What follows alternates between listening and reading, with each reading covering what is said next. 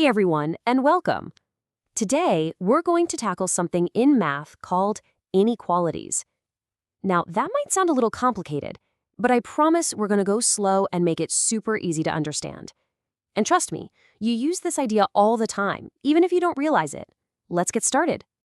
So you've totally seen a sign like this before, right? At an amusement park or a fair. To get on the cool ride, your height has to be more than a certain number. Well, that comparison, that rule, is a real-life inequality.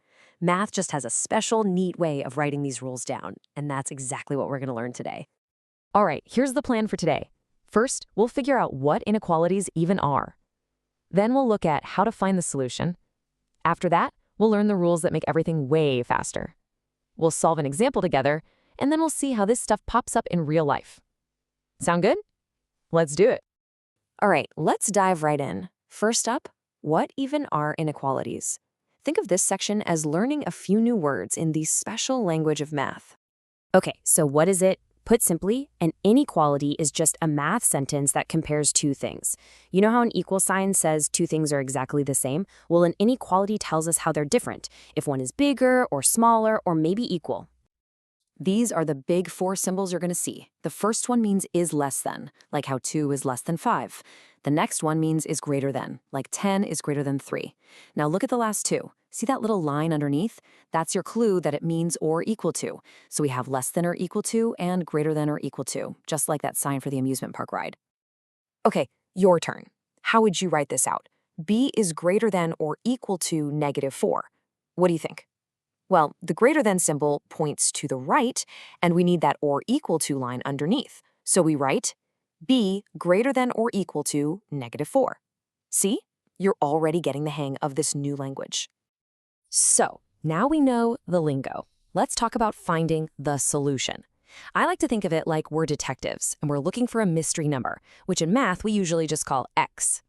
So a solution is just any number you can plug in for a variable, like x, that makes the whole thing true. And here's the really interesting part about inequalities. A lot of the time, there isn't just one right answer. There can be a whole bunch of them, maybe even an infinite number of solutions. One way to find a solution is, well, to just try some numbers. Let's look at this one. 2x minus 5 less than 1. What if we try plugging in 1 for x? We get -3. Is -3 less than 1? Yup, so 1 is a solution. What about 2? That gives us -1, which is also less than 1, so 2 works too. But what happens if we try 3? We got 1. Is 1 less than 1? Nope, they're equal. So 3 is not a solution. This method works, but man, it could take forever, right? There's gotta be a better way. And you bet there is. This is where the rules for inequalities come in. Think of these as awesome shortcuts that are going to help us solve these problems way, way faster. And here's some really good news. Most of these rules are exactly the same as when you're solving regular equations. You can add the same number to both sides, no problem. You can subtract the same number from both sides. You can even multiply or divide by any positive number. And for all of these, the sign in the middle just stays the same. Easy. But, and this is a big but, there is one super, super important rule that's different from equations. This is the one thing you really, really have to remember when you're solving inequalities.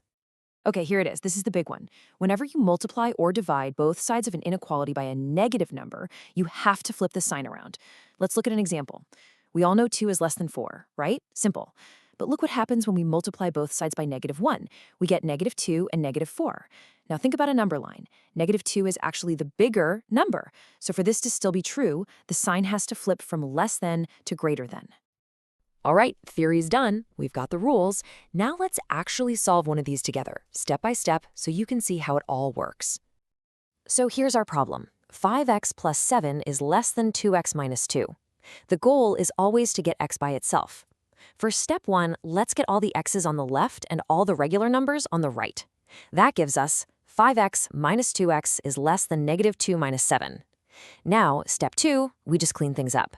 That simplifies to 3x is less than -9. Okay, last step. We need to divide by 3 to get x alone. Now, do we need to flip the sign? Let's think. Nope, because 3 is a positive number. So our final answer is x is less than -3. So what does x less than -3 even mean? It means the solution isn't just one number. It's every number in the whole world that is smaller than -3. A great way to show this is on a number line.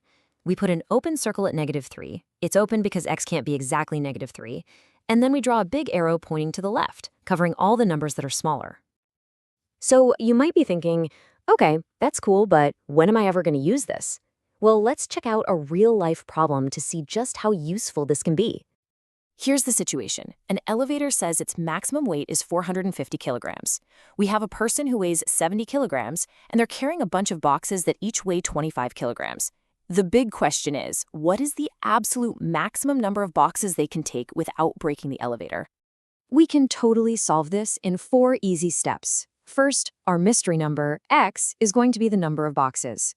Second, we write the inequality. The person's weight, 70, plus the weight of all the boxes, which is 25 times x, has to be less than or equal to 450.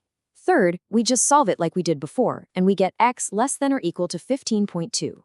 Now, step 4 is where we have to use our common sense.